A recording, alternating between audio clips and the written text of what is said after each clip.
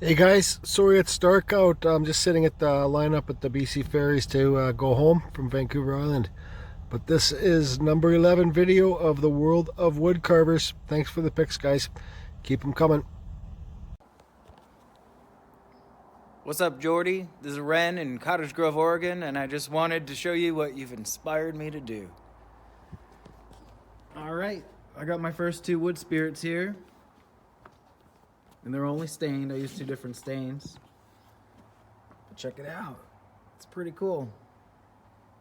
Got the nose on that guy there. And they're only stained, not varnished or finished or anything.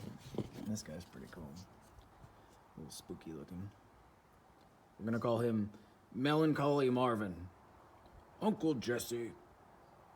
Why are you my uncle? I don't know, but you're grumpy. And sometimes life isn't that bad.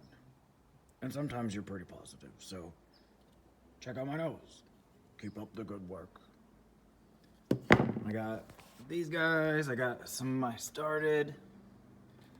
I'm using the Kutzall rotary burr. Didn't get the extreme.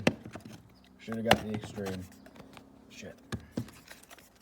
Well, it's all clogged up. No good. Started burning my wood. So I got to figure out how to clean that out and get some extremes.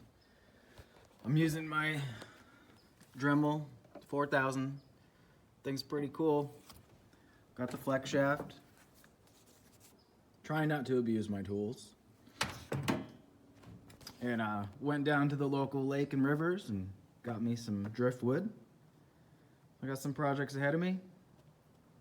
Working in my crappy, enormous woodshed here. But hey, you gotta do what you do. But get a load of that view. Thanks, Jordy. Keep carving.